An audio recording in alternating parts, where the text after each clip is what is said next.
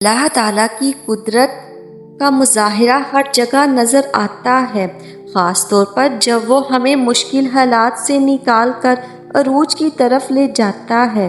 ایسے میں ہمیں کچھ خاص نشانیاں نظر آتی ہیں۔ جب اللہ ہمیں مشکلات سے نکالتا ہے تو ہمیں صبر کا پھل ملتا ہے۔ یہ صبر ہمیں مضبوط بناتا ہے اور ہمارے ایمان کو مزید پختہ کرتا ہے۔ رب سے جڑنے کے سفر میں پل پل کی آزمائشیں ہیں، پل پل کی رکاوٹیں ہیں۔ اگر اس دنیا میں جینا اتنا آسان ہوتا تو پھر وہ اللہ اسے آزمائشوں کی جگہ کیوں کہتا؟ زندگی تو نام ہی آزمائشوں اور مشکلات کا ہے۔ اس رب کو نیک لوگوں کی طلب نہیں، اس نے تو بس یہ جہاں ہم جیسے گناہ گاروں کے لیے بنایا ہے تاکہ ہم ٹوٹیں بکھریں اس کی بارگاہ میں جائیں تو وہ اپنی شفقت بری رحمت سے ہمیں ڈھانپ لے۔ یاد رکھو آزمائشیں وقتی ہوتی ہیں۔ جتنی جلدی آزمائش سے مایوس ہونے کے بجائے رب سے لو لگا لینا، اتنی جلدی آزمائش سے دستبردار بھی ہو جاؤ گے۔ ایک بات ہمیشہ یاد رکھو، ہزاروں مسائل کا ایک حل ہے، وہ ہے توکل۔ جہاں توکل ہو وہاں شکوے نہیں ہوتے، جہاں توکل ہو وہاں دل کبھی بے سکون نہیں ہوتا۔ اگر پھر بھی لگتا ہے کہ ہمت باقی نہیں، اب تو جان لو وقت آزمائش اب ختم ہونے کو ہے۔ اللہ تعالیٰ قرآن میں فرماتے ہیں کہ میں کسی کی جان کو بھی اس کی طاقت سے زیادہ نہیں آزماتا ہوں۔ تو کیسے ممکن ہے کہ تمہاری آزمائش ختم نہیں ہو سکتی؟ اگر ایک آزمائش کے بعد دوسری آزمائش آ رہی ہے تو جان لو اللہ تمہیں مزید اپنے قریب کرنا چاہتا ہے، تمہیں اپنی محبت سے نوازنا چاہتا ہے۔ وہ تب تک آزمائے گا جب تک تم مکمل اس کی محبت سے سرخرو نہیں ہو جاتے۔ آزمائش ایک طرح سے آپ کو مضبوط کرنے کے لیے بھی آتی ہے، جو کہ بہت ضروری ہوتا ہے۔ اللہ جانتا ہے کہ بہت کمزور ہو آپ، اسی لیے انہی چیزوں کے ذریعے آزماتا ہے۔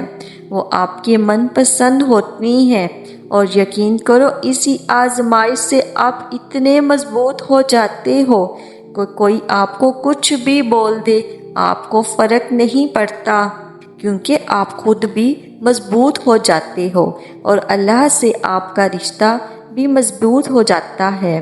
پھر آپ سب کچھ اللہ پر چھوڑ کر بے فکر ہو جاتے ہو۔ اللہ تعالیٰ تمہیں اسی چیز سے آزماتا ہے جو تمہیں سب سے زیادہ عزیز ہوتی ہے۔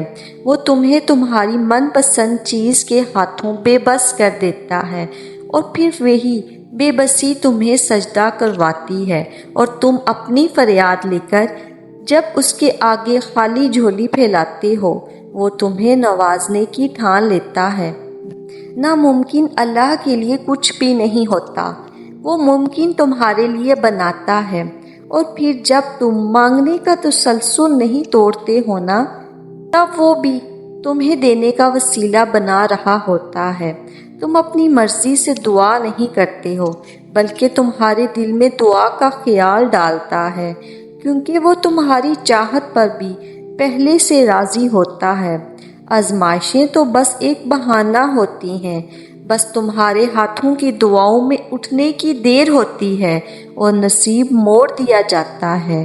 یاد رکھو مشکلات کے بعد جب ہم عروج کی طرف بڑھتے ہیں تو ہم اس رحمت کو زیادہ محسوس کرنے لگتے ہیں۔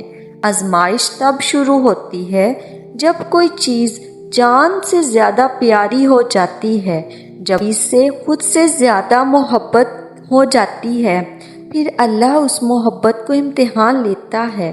آخر تم اس چیز کے لیے کتنا صبر کر پاتے ہو، کسی جنون کی حد تک پہنچ پاتے ہو، اور سب سے بڑھ کر یہ کہ تم اللہ کی رضا میں راضی رہ پاتے ہو۔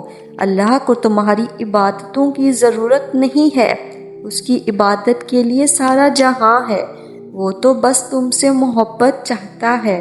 بتاؤ پھر جس محبت کا وہ حقدار ہے تم اسے دے پاؤ گے؟ آزمائش تو مختصر سی ہوتی ہے، پھر وہ ہر چیز دگنی کر کے واپس کر دیتا ہے، مگر تم یہ بات سمجھنے میں بہت دیر لگا دیتے ہو، تبھی تو تم اکثر بے سکون رہتے ہو۔ امتحان تو تبھی ختم ہوتا ہے جب تم آگے بڑھنا سیکھ جاتے ہو۔ صبر شروع میں بہت مشکل لگتا ہے کیونکہ ہم ان چیزوں سے آزمائے جانے کے عادی نہیں ہوتے جن سے ہمیں بے پناہ محبت ہوتی ہے۔ تب ایسا لگتا ہے جیسے دعائیں بھی بے بس ہو گئی ہیں، لیکن پھر جیسے جیسے وقت گزرتا ہے ویسے ویسے چیزیں بدلنے لگتی ہیں، پھر آہستہ آہستہ مخالف حالات بھی ہمارے حق میں ہونے لگتے ہیں اور دعائیں بھی یکدم قبول ہونے لگتی ہیں۔ تب سمجھ آتی ہے کہ صبر تو بس اس راستے کا ایک حصہ تھا جو ہمیں ہماری پسندیدہ منزل تک واپس لے آتا ہے۔ ہم اجر کما تو سکتے ہیں، لیکن اس اجر کے ملنے کا وقت صرف اللہ ہی طے کرتا ہے۔ صبر صرف امتحان ہوتا ہے، ایسا امتحان جس کے بعد سب کچھ آپ کو ویسے ہی واپس لوٹا دیا جاتا ہے جیسے آپ سے لیا گیا تھا۔ تو آپ اللہ کے لینے پر صبر کر لیں، اللہ آپ کو دینے پر راضی ہو جائے۔